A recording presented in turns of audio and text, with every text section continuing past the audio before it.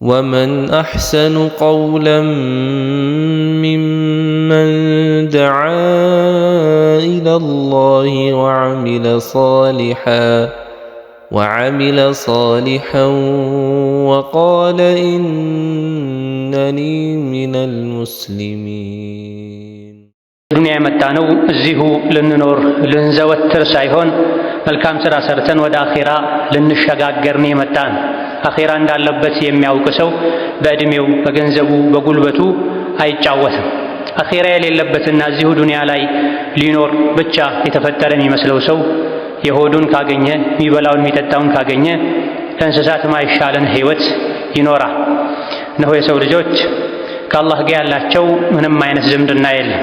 የሰው ልጅ አላህ ዘንድ የሚከብረውም የሚከስረውም በኢማኑና በመልካም ስራው ነው።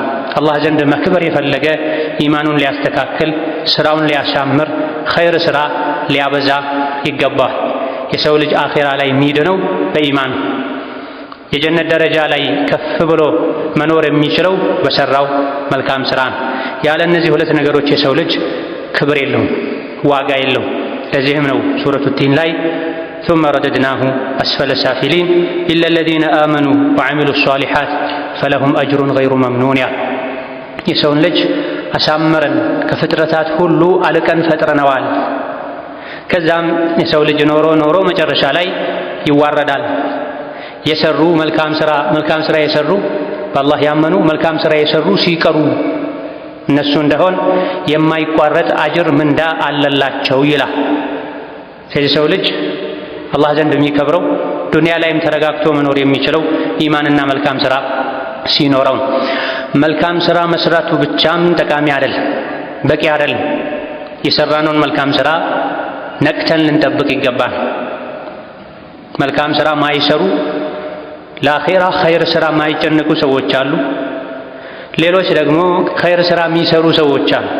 ከሁሉም አይነት ኸይር ስራ ድርሻ እንዲኖራቸው የሚጥሩ ኸይር ላይ የሚሽቀዳደሙ፣ ነገር ግን የሰሩትን መልካም ስራ ነቅተው ካልጠበቁ መስራቱ ብቻ ዋጋ የለም። በጉልበት በገንዘብ ሰርተው ያገኙትን ኸይር ስራ የደከሙበትን ሐሰናት የሶላትን፣ የጾምን፣ የሐጅን፣ የዑምራን፣ የሰደቃን፣ የቁርአን፣ የዚክር፣ የዱዓን አጅር ካልጠበቁት ዋጋ ቢስ ይሆናል። ሰራተኛ የወር ደመወዙን ተቀብሎ ማዋል ያለበት ቦታ ላይ ካላዋለ፣ ማስቀመጥ ያለበት ቦታ ላይ ካላስቀመጠ ወር ሙሉ የለፋበትን ወርሃዊ ክፍያውን ደመወዙን እንደሚያጣው ሁሉ ኸይር ስራ የሚሰራ ሰውም ሶላትም ይሁን ሰደቃ፣ ጾም፣ ሌሎችም መልካም ስራዎች ካልተጠበቁ ዋጋ ቢስ ይሆናል። ዱንያ አኺራን ያከስራል። ማይሰራ ሰውም አደጋ ላይ ነው፣ የሚሰሩ ሰዎችም አደጋ ላይ ናቸው። ወደ አላህ በመልካም ስራ የተቃረበ ያ መልካም ስራው ጀነት ያስገባው ዘንድ የሰራውን መልካም ስራ ሊጠብቅ ይገባዋል። ካልሆነ አላህ ዘንድ ባዶ እጁን ሊቆም ይችላል። ባዶ እጅ ከመሆንም አልፎ በወንጀል መጠየቅም ወደ ጀሃነም መውረድም ሊመጣ ይችላል። አንዳንዴ 50-60 ዓመት የለፉበትን መልካም ስራ በአንዲት ቃል ምክንያት ማጣት ሊፈጠር ይችላል። በአንዲት ተግባር በአንዲት ድርጊት ምክንያት መልካም ስራን ሊያጡ ይችላሉ። የሰው ልጆች ከዲን ሊወጡ ይችላል፣ ከአላህ ሊጣሉ ይችላል። ስለዚህ ኸይርን ስራ ለመስራት እንደምንጓጓው ሁሉ ኸይርን ስራ ዋጋ የሚያሳጡ ወንጀሎች አሉ። ከነዚያ ወንጀሎች ልንርቅ ይገባል። ሰርቶ አላህ ዘንድም ተመዝግቦለት ተራራ የሚያካክሉ ሐሰናቶችን የመልካም ስራ ዋጋዎችን ክፍያዎችን ይዞ አላህ ዘንድ ቀርቦ ነገር ግን ምንም አይጠቀም ሰው እንደሚኖር ነቢዩ ዓለይሂ ሰላቱ ወሰላም ነግረውናል። ሁለት ኪሳራ፣ ሁለት ድካም ማለት ነው። ስለዚህ ኸይር ስራ ለመስራት አጅር ለማግኘት ምንጓጓውን ያክል ለፍተን ደክመን ያገኘነውን ኸይር እንዳናጣም ልንሰጋ፣ መልካም ስራችንን የልፋት ውጤታችንን ዋጋ የሚያሳጡ ነገሮችን ቀድመን አውቀን ልንጠነቀቃቸው ልንርቃቸው ይገባል። ኸይር ስራ ስሩ ብሎ ያዘዙን ነቢዩ ዓለይሂ ሰላቱ ወሰላም ለመልካም ስራ ያነሳሳን ቁርአን መልካም ስራ ከሚያበላሹ ዋጋ ከሚያሳጡ ነገሮች እንድንርቅም መክሮናል። የተለያዩ መልካም ስራን ከንቱ የሚያደርጉ ስራዎች፣ ተግባሮች፣ ቃላቶች እንዳሉ ነቢዩ ተናግረው ቁርአን ላይም እንደዚሁ በአላህ ማጋራት፣ ነቢይን ዓለይሂ ሰላቱ ወሰላም ማመፅ፣ የአላህን የሰው ልጆችን ሐቅ የእንስሳትን ሐቅ አለመጠበቅ መሰል የለፉበትን ሥራ አጅር እንዳይኖረው የሚያደርጉ አጅሩን የሚነጥቁ ሥራዎች አሉ። ኢነሁ መን ዩሽሪክ ቢላህ ፈቀድ ሐረመ አላሁ ዓለይሂል ጀነህ ወመእዋሁ ናር ወማ ሊዛሊሚነ ሚን አንሳር። በአላህ የሚያሻርክ ሰው የሠራው መልካም ሥራ ምድር ላይ ያሉ ተራራዎችን ሁሉ የሚበልጥ ቢሆን የሚደርስ ቢሆን በአላህ ያጋራ ሰው ሥራው ጥቅም አይኖርም። ከነቢ ዓለይሂ ሰላቱ ወሰላም ቀደም የሚል ሰው የነቢን ሱና ማይከተል ሰው ሥራው ተመላሽ ነው የሚሆን። ሰዎችን የሚበደል ሰው፣ የሰዎችን ሥጋ የሚበላ፣ የሰዎችን ገንዘብ የሚቀማ፣ የሰዎችን ስም የሚያጠፋ፣ ሌሊቱን ሲሰግድ ቢያድር፣ ሁሌ ሱና ጾምን ቢያዘወትር፣ ለፍቶ ደክሞ ላቡን ጠብ አድርጎ ያገኘውን ገንዘብ አላህ የሚወደው መንገድ ላይ ሰደቃ ኸይር ላይ ቢያውል፣ የሰውን ሐቅ የሚነካ ከሆነ አላህ ያከበረውን የሰው ልጅ ሕይወት የሚያጠፋ፣ ደሙን የሚያፈስ፣ አካሉን የሚጎዳ፣ ክብሩን የሚነካ፣ ሥጋውን የሚበላ ከሆነ የሠራው ኸይር ሥራ ወደ በደለው ሰው ይሸጋገራል። እሱ ባዶ እጁን በጀሃነም ካቴና ታስሮ ወደ ጀሃነም ሊወርድ ይችላል። ከሰው አልፎ የእንስሳትን ሐቅ አለመጠበቅም የሠሩት መልካም ሥራ ዋጋ እንዳይኖረው ያደርጋል። ነቢዩ ሰላቱ ወሰላም ድመትን አስርባ በረሃብ ምክንያት ድመት እንድትሞት ሰበብ የሆነችን ሴት አላህ እሳት እንዳስገባት ተናግረዋል። የእንስሳትን ሐቅ አለመጠበቅ እንኳ ኸይር ሥራችን ጀነት እንዳያስገባን ሰበብ ሊሆን ይችላል።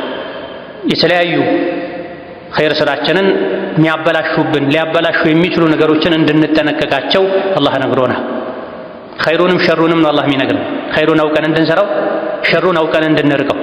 እናንተ በአላህ በመልእክተኛው በአኺራ አላህ ባወረደው ቁርአን ያመናችሁ ሰዎች ሆይ ድምፃችሁን ከነቢዩ ዓለይሂ ሰላቱ ወሰላም ድምፅ በላይ ከፍ አታድርጉ። ከእሳቸው ጋር ስትነጋገሩ ዝቅ ብላችሁ ተናገሩ። እሳቸው በአካል በሕይወት እንኳ አጠገባችሁ ባይኖሩ የእሳቸው ሐዲት የሚነገርበት ቦታ ላይ ድምፃችሁን ጮክ አታድርጉ።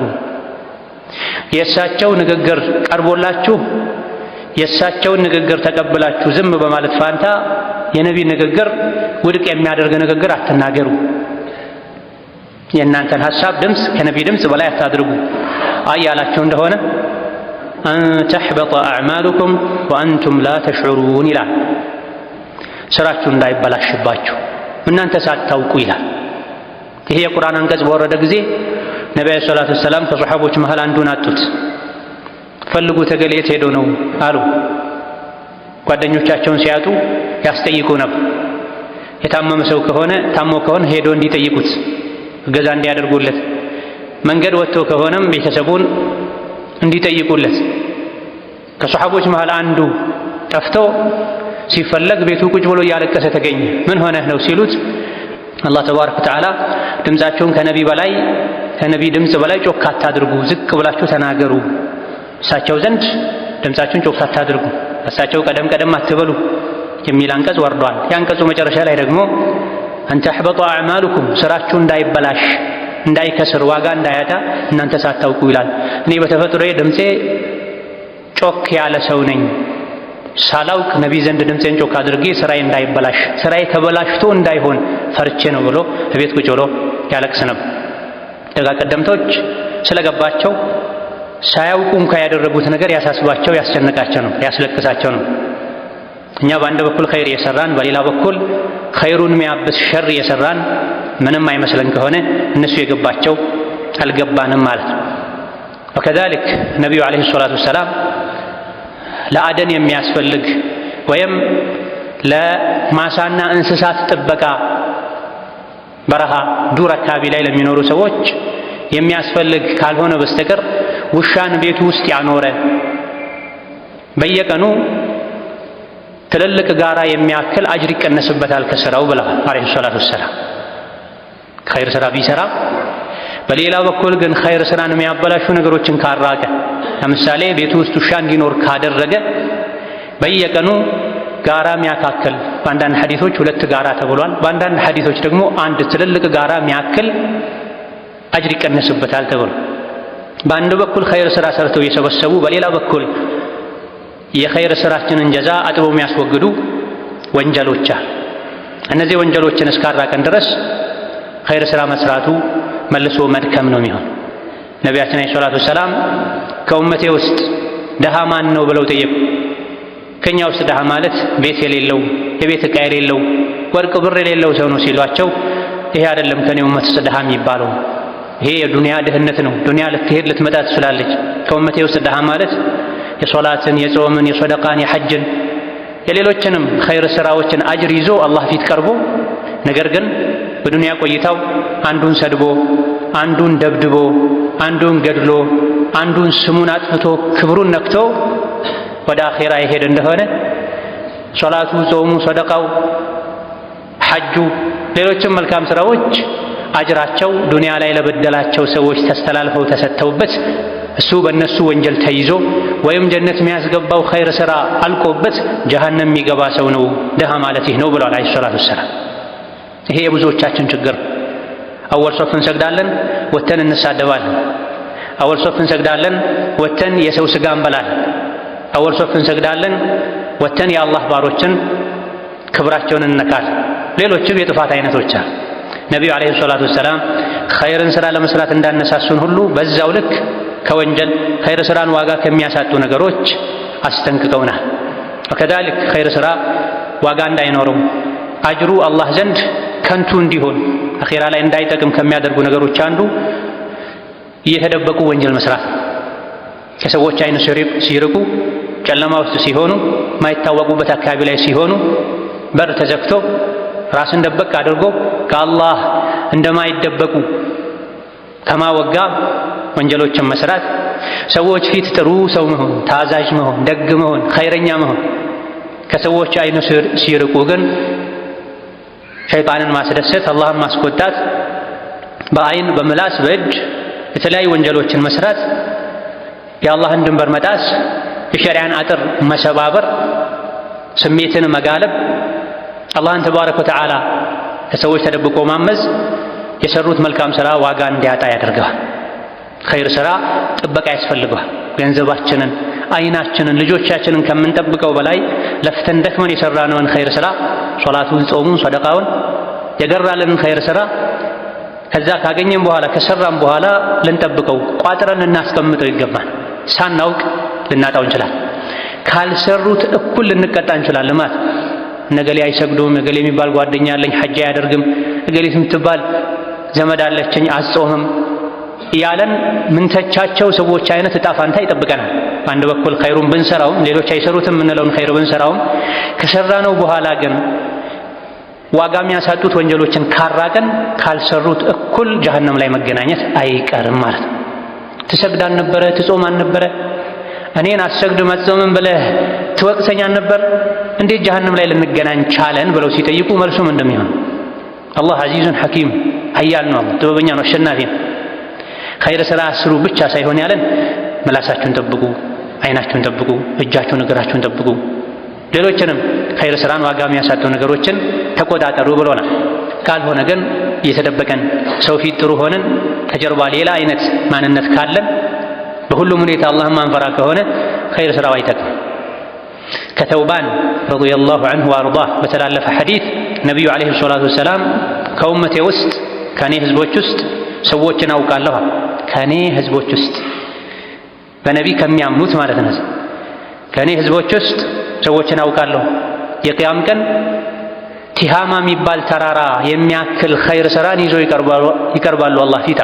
ቲሃማ ማለት በሳውዲና በየመን አዋሳኝ አካባቢዎች ላይ የሚገኝ ሰፊ ተከታታይ ሰንሰለታማ ተራራዎች ናቸው። ነጣ ያሉ ናቸው፣ በዛ ያሉ ነጣ ያሉ ናቸው። የቅያም ቀን ከኡመቴ ውስጥ ቲሃማ የሚባለውን ተራራ የሚያክል መልካም ሥራ አጅር ይዘው የሚቀርቡ ሰዎችን አውቃለሁ። ነገር ግን እንደ ቲሃማ ተራራ ብዙ የሆነውን እንደ ቲሃማ ተራራ ንጹህ የሆነውን መልካም ሥራቸውን ያጡታል። አላህ ተባረከ ወተዓላ የቦነነ አቧራ አመድ ዱቄት ያደርገዋል፣ አይጠቅማቸውም። ተውባን ደነገጡ። ያ ረሱለላህ ማን ናቸው እነዚህ ሰዎች? ምን አይነት ሰዎች ናቸው? ሳናውቅ ከነሱ እንዳንሆን፣ ሳናውቅ የነሱ ዕጣ ፈንታ እንዳይገጥመን ይንገሩን፣ ይግለጹልን። ሳናውቅ እንደዚህ አይነት ሰዎች ውስጥ እንዳንገባ እነማን እንደሆኑ ምን አይነት ሰዎች እንደሆኑ ለዚህ ምን እንዳበቃቸው ይንገሩን ብለው ሰልማን ሲጠይቋቸው ነቢዩ ዓለይሂ ሰላቱ ወሰላም እነሱማ ለየት ያሉ ከእናንተ ወጣ ያሉ ሰዎች አይደሉም፣ እንደናንተው ሰው ናቸው። እናንተ ሌሊት እንደምትሰግዱት ሌሊትም የሚሰግዱ ናቸው አሉ ዓለይሂ ሰላቱ ወሰላም። በጣም ከባድ ነገር ቢኖር ሌሊት ላይ ተነስቶ ከሞቀ ብርድ ልብስ ፍራሽ ወጥቶ ሌሊት መስገድ። ለሙናፊቅ የሚከብድ የሌሊት ሶላት ነው፣ የምሽት ሰላት ነው አይደለም ሱናው ፈርዱም ጨምሮ። እነዚህ ሰዎች ግን ከፈርዱ አልፎ ከቀን ሱና ሶላት አልፎ የሌሊት ሶላትም ተነስተው የሚሰግዱ ናቸው። ታዲያ ምን ሆነው ነው ተራራዎችን ትልልቅ ጋራዎችን የሚያክል ሐሰናውም ንጥት ያለ በትክክል የሰሩት ከመሆኑ ጋር ለምንድን ነው የቂያም ቀን አቧራ አመድ የሚሆንባቸው? ቃለ ሰለላሁ ዐለይሂ ወሰለም ወላኪነሁም አቅዋሙን ኢዛ ኸለው ቢመሐሪሚላሂ ኢንተሀኩሃ። ነገር ግን እነዚህ ሰዎች ችግር አላህ የከለከለውን ነገር ለብቻቸው ሆነው ገለል ብለው ሲያገኙ ሰው አያየኝም ሲሉ አላህ የከለከለውን ነገር ይዳፈራሉ። ሰው በማያይበት ሁኔታ ላይ የአላህን ማየት ረስቶ ወንጀልን መዳፈር ጋራዎች የሚያካክሉ መልካም ስራዎችን ዋጋ እንዲያጡ ያደርጋል። ይሄ ሐዲስ ሊያስፈራን፣ ራሳችንን ልንፈትሽ፣ ቀልባችንን ልንመረምር ይገባናል። ቀልብ በአላህ ፍራቻ ካልተሞላ፣ በቂ የአላህ ፍራቻ ልብ ውስጥ ከሌለ የአካላት ዒባዳዎችን መስራቱ ላዩን ከሰው ጋር ሲሆኑ ጥሩ ሰው መምሰሉ ብዙም አይጠቅም።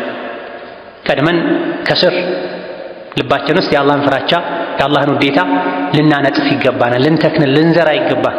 ልብ ውስጥ የአላህ ፍራቻ ካለ ከወንጀል መራቅ ይቻላል። ልብ ውስጥ የአላህ ውዴታ ካለ ወደውት ሊሰሩት ካሰቡት ውዴታ በላይ የአላህ ውዴታ ያይልና በአላህ ውዴታ ከሌሎች ውዴታዎች መብቃቃት ይቻላል። የአላህ ውዴታ ሁሉን ውዴታ ይተካል። የአላህ ፍራቻ ከሁሉ ፍራቻ ይበልጣል። ለአላህ ብለው የተዉትን ነገር በተሻለ ሁኔታ ዱንያም አኺራም ላይ ያገኙታል። እያንዳንዱ አማኝ ኸይር ሥራ ለመስራት የሚጓጓውን ያክል የኸይር ሥራውን አጅር ላለማጣት ሊጨነቅ፣ ራሱን ሊፈትሽ፣ ለፈተና ለወንጀል የሚዳርጉት በሚስጥር ወንጀል ለመስራት የሚገፋፉት ነገሮችን ከራሱ ዞር ሊያደርግ ይገባል። ስልኬ ውስጥ ምንድን ነው ያለው? ኮምፒውተሬ ውስጥ ምንድን ነው ያለው? ሰዎች ማያውቁት ሳጥኔ ውስጥ ምንድን ነው ያለው? መኝታ ቤት ክፍሌ ውስጥ ምንድን ነው ያለው? መኪናዬ ውስጥ ምንድን ነው ያለው? ሻንጣዬ ቦርሳዬ ውስጥ ምንድን ነው ያለው? አላህ ማይወደው ነገር ካለ አኺራዬን ያበላሽብኛል። ከሰዎች በደብቀው ከአላህ አይደበቅ። ወላ ተሕሰበነ አላህ የግፈሉ ሰዓ ወላ እነማ ቱኽፊህ ዐንሁ የጊብ። አላህ ለሰዓት ለቅጽበት አይዘነጋም፣ አይተኛም፣ ነገሮች አይሰወሩበትም። ከሰው የሚደበቀውም ከአላህ ተባረከ ወተዓላ ሊደበቅ አይችልም። ወኢነ ዐለይኩም ለሓፊዚን ኪራመን ካቲቢን ያዕለሙነ ማ ተፍዐሉን ይላል ቁርአን። እናንተ ዘንድ የተከበሩ መላኢኮች ተመድበዋል፣ ይጠብቋችኋል፣ ይከታተላችኋል፣ የምትሰሩትን ሁሉ ይጽፋሉ። አክብሩ እነሱን። መላኢካ አብሯችኋል። ትልቅ ሰው የምትሉ ተጠገባችሁ ሆኖ ወንጀል እንደማሰሩት አጠገባችሁ መላኢካ ኖሮ ወንጀል ልትሰሩ አይገባም። ደግሞ የሰራችሁትን ሁሉ ይጽፋሉ። የቂያም ቀን ታዩታላችሁ፣ ታነቡታላችሁ። በዛ መላኢኮች በጻፉት ጨለማ ይሁን ቤት ውስጥ ይሁን በረሃ ላይ ይሁን ለብቻችሁን ከሰው ጋር የሰራችሁትን ሁሉ ጽፈው የቂያም ቀን እነሱ በጻፉት ባቀረቡት መረጃ መሰረት ይፈረድባችኋል። ምን ሰራው ኸይር ስራም ለኛው ነው፣ ምን ሰራው መጥፎ ስራም ጉዳቱ ለኛው። ለራሳችን ልናዝን ይገባናል። ወንጀልን በመተው ኸይር ስራም በመስራት ለፍተን ደክመን የሰራነውን ኸይር ስራ ዋጋ እንዳያጣ በማድረግ بارك الله لي ولكم في القرآن العظيم ونفعني وإياكم بما فيه من الآيات والذكر الحكيم. أقول قولي هذا وأستغفر الله لي ولكم ولسائر المسلمين من كل ذنب وخطيئة فاستغفروه إنه هو الغفور الرحيم والبر الكريم. الحمد لله على إحسانه والشكر له على توفيقه وامتنانه، وأشهد أن لا إله إلا الله وحده لا شريك له تعظيما لشانه، وأشهد أن محمدا عبده ورسوله الداعي إلى رضوانه صلى الله عليه وعلى آله وأصحابه وإخوانه وسلم تسليما كثيرا. أما بعد تذاك قدمتوج تذكرني يا الله باروج ብዙ ኸይር ስራ ይሰራሉ። ኸይር ስራቸውን እንዳያጡ ይሰጋሉ። አንድ አላህ ተባረከ ወተዓላ መልካም ስራን የሚቀበለው እሱን ከሚፈሩት ነው። መስራቴን ብቻ ሳይሆን ማየት ያለብኝ እኔ እሱን ከሚፈሩት ነኝ ወይ ያሉ ይጨነቃል። በሌላ በኩል የተለያዩ ኸይርን ስራ አላህን ተቀበሎ ቢመዘግበው ዋጋ የሚያሳጡ ነገሮች ስላሉ ኸይር ስራዬ ዋጋ እንዳያጣብኝ ያሉ ይፈራል፣ ይጨነቃል። አላህን ስለሚያውቁት ስለሚፈሩት ሸዲዱል ዒቃብ መሆኑ አያያዙ ብርቱ መሆኑ ስለሚያውቁ ይጠነቀቃል። አላህን ተባረከ ወተዓላ ማወቃችን በደከመ በቀነሰ ቁጥር ትንሽ ኸይር ስራ እንሰራለን፣ በዛ እንመጻደቃለን፣ እንተማመናለን። የጀነት ነህ ተብሎ የተመሰከረላቸው ሰሓቦች እንኳ አላህን ይፈሩ ነበር፣ ያለቅሱ ነበር። ጀሃነም ላይ ቢወረውረኝስ አላህ ምን ግድ አለው? አላህን ማን ይከሰዋል? ማን ይጠይቀዋል? እያሉ ያለቅሱ ነበር፣ ይጨነቁ ነበር። ወለዚነ ዩእቱነ ማ አተው ወቁሉብሁም ወጅላ አነሁም ኢላ ረቢሂም ራጂዑን ኡላኢከ ዩሳሪዑነ ፊል ኸይራት ወሁም ለሃ ሳቢቁን። ደጋግ የአላህ ባሮች ሙፍሊሖች ከውርደት የሚድኑ ጀነት የሚገቡ ማለት እነዚያ የሰሩትን መልካም ሥራ ከመስራታቸውም ጋር አላህ ላይቀበለኝ ይችላል እያሉ የሚፈሩ ናቸው። ነገ አላህ ፊት እቆማለሁ ያሉ የሚጨነቁ ናቸው። እንደዚህ አይነት ሰዎች ለኸይር ሥራ ይሽቀዳደማሉ፣ ይቀድማሉም ይላል። ውስጣችን ላይ የአላህ ፍራቻ ካለ ለኸይር ሥራ እንነሳሳለን፣ የሠራነውን ኸይር ሥራም ነቅተን እንጠብቃለን። ይህ ከሌለ ግን ውስጥ ላይ የአላህ ፍራቻ ከሌለ ከወንጀል የሚያግድ አላህ የከለከለንን ለመከልከል ለመራቅ የሚያነሳሳ የአላህ ፍራቻ ከሌለ ሶላት መብዛቱ፣ ጾም መብዛቱ፣ ሰደቃ መብዛቱ፣ ከፈርድ አልፎ ሱና ዒባዳዎችን ማድረጉ ሊጠቅምና ሊያዋጣ አይችልም። ሥራ የሚያበላሹ ነገሮች ስላሉ ትንሽ ሰርቶ ያን ጠብቆ የቆየ አላህ የከለከለውን የተከለከለ ይበልጠናል። ብዙ እየሰራን ብዙ የምናጠፋ ብዙ ወንጀል የምንዳፈር ከሆነ ትንሽ ኸይር እየሰራ አላህ የከለከለውን የሚከለከል ሰው ይሻላል። እንዳልሰራ ሰው እንሆናለን። ይህ ቃል ነው። አላህ ተባረከ ወተዓላ ለባሮቹ አዛኝ፣ የሚጠቅማቸውን የሚጎዳቸውን ነግሮን፣ የሚወደውና የሚጠላውን ነግሮን። እውነተኛ አማኝነት ሙስልምነት ማለት የታዘዙትን መፈጸም የተከለከሉትን መከልከል። የተከለከልናቸው ነገሮች ጥቂት ናቸው፣ መተው የሚቻል ናቸው። የታዘዝናቸው ነገሮች ቀላል ናቸው፣ በዱንያም በአኼራ የሚጠቅሙ ናቸው። ነገር ግን ትልቅ ጠላት አለ ከኛ ጋር፣ ሸይጣን የሚባል እኛንም መገልበጥ የሚፈልግ አታድርጉ የተባልነውን እንድናደርግ አድርጉ የተባልነውን እንድንተው የሚገፋፋ የሚወተውት፣ ቀን ከሌሊት የሚጎተጉት። ወይም የአላህ ባሪያ እንሆናለን ወይም የሸይጣን ባሪያ እንሆናለን። የሸይጣን የስሜቱ የነፍስያው ባሪያ የሆነ ይከስራል፣ ይዋረዳል። የአላህ ባሪያ የሆነ በዱንያም በአኼራ በሰላም መኖር ይችላል። ወሀከዛ ስራ ዋጋ እንዲያጣ ከሚያደርጉ ነገሮች አንዱ ሰው እንዲያይልን ብሎ መስራት። አላህ ተባረከ ወተዓላ ከእኛ የሚፈልገው ምንሰራውን ኸይር ስራ ሁሉ ከሱ አጅር እንድናገኝበት እሱ ስላዘዘን ብለን እንድንሰራ ነው አላህ የሚፈልገው። ነፍስያችን ደግሞ ካልተገራች ካልተስተካከለች፣ ወከዛሊክ ሸይጣን የምንሰራውን ኸይር ስራ ለሰው ብለን እንድንሰራ ይፈልጋል። ሰው እንዲያየን፣ ሰው እንዲያደንቀን፣ ሰው እንዲሰማን፣ ሰዎች ዘንድ ተወዳጅነትን ታዋቂነትን ለማትረፍ ተብሎ እንዲሰሩ ያደርጋል። ሰደቃ ሲሰጡ፣ ሐጅ ዑምራ ሲያደርጉ፣ ጾመኛ ሲያስፈጥሩ፣ አቅመ ደካማ ሲያበሉ፣ የተለያዩ አላህ የሚወዳቸው ኸይር ስራዎችን ሲሰሩ ሸይጣን ልባቸው ውስጥ ደረታቸው ውስጥ ገብቶ ንያቸውን ያበላሽባቸዋል። ጎበዝ እንድትባል፣ ይሰጣል እንድትባል፣ በቁርአን ድምፁ ያምራል እንድትባል የሚል መጥፎ ንያን ውስጣቸው ላይ ይፈጥራል። ይሄ የሸይጣን ፍላጎት። የአላህ ፍላጎት ሰዎች ቢያዩንም ባያዩንም፣ ቢያደንቁንም ባያደንቁንም፣ ቢያውቁልንም ባያውቁልንም አላህ ስሩት ብሎ ስላዘዘ ብቻ ለእኛ ለዱንያ ለአኼራችን ስለሚጠቅም ብቻ ኸይርን ልንሰራ፣ ወንጀልን ደግሞ አላህ ስለከለከለን ብቻ ስለሚጎዳ ብቻ ብለን ልንተው ይገባል። ሰዎች አይደለም ላንተ ለራሳቸውም አይሆኑም። ላ የምሊኩነ በረን ወላ ነፍዓ፣ ለሌሎች አይደለም ለራሳቸውም ከሰው ልጆች ጥቅምም ጉዳትም ማስገኘት አይችሉም። እንዳንተው ሰው ናቸው። ማሞገሳቸውም አይጠቅምህ፣ ማርከሳቸው፣ ማናናቃቸው፣ ማጣጣላቸውም አይጎዳ። ላ የንፈዑ ዘልጀዲ ሚንከል ጀድ። ሁሉ ነገር ያለው ከአላህ ዘንድ ነው። አላህ የወደደውን ከፍ ያደርገዋል፣ አላህ የጠላውን ዝቅ ያደርገዋል። አላህ ለሰጠው የሚከለክል የለም፣ አላህ ለከለከለው የሚሰጥ የለም። አላህ ያከበረውን የሚያዋርድ የለም። አላህ ዝቅ ያደረገውን በመጥፎነቱ በወንጀሉ ማንም ከፍ ሊያደርገው አይችልም። ስለዚህ የሰው ልጅ ግንኙነቱ ከአላህ ጋር ነው መሆን ያለበት። ሶላት ስሰግድ ግርግዳው ያየኛል፣ ዶሮ ታያኛለች፣ ላም ታያኛለች እንደማይባለው ሁሉ አጠገብህ ያለ ማንም ይሁን ማን ያየኛልና ሶላት ላሳምር፣ ሰደቃ ልጨምር ሊባል አይገባም። ለሰው ብሎ ኸይርን የጨመረ ወንጀልን የተወ ለሰው ብለህ ነውና ያደረግከው ሂድ ከነሱ አጅርህን ውሰድ ይባላል። የቅያም ቀን የሰው ልጅ ማንም ለማንም አንዲትን ሐሰናት ሊሰጥ አይችልም። ራሴን ባዳንኩን የሚል ስለዚህ የምንሰግደውን ሶላት፣ ምንሰጠውን ሰደቃ፣ ምናደርገውን ሐጅና ዑምራ፣ ምንቀራውን ቁርአን፣ ምናደርገውን ዚክር፣ ዱዓ ሰው እንዳይልም ብለን ካደረግን ሌሊቱ ሙሉ ስንሰግድ ብናደር አጅር አያስገኝም አላህ ዘንድ። አጅር ካለ ማስገኘቱም አልፎ አላህ ዘንድ ያስቀጣል። ለኔ ተብሎ መሰራት ያለበትን ኸይር ስራ ለደካማ ለመኽሉቅ ብለህ ሰርተሃል ሰርተሻል ተብሎ መጠየቅን ያስከትላል።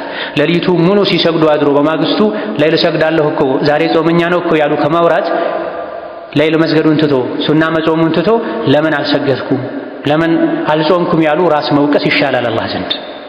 ኸይር ስራ አልፎት በሰራሁ ለምን አለፈኝ ብሎ ራሱን የሚወቅስ ሰው ኸይር ስራ ሰርቶ ሰራሁ ያለ በጉራ ከሚያወራ ሰው ይሻላል አላህ ዘንድ። ራሱን ስላስተናነሰ ኸይር ስላለፈው ራሱን ስለወቀሰ፣ ኸይር የሰራው ግን ሰራሁ ብሎ ስላወራ በጉራ ኸይር ስራውን ያጣዋል።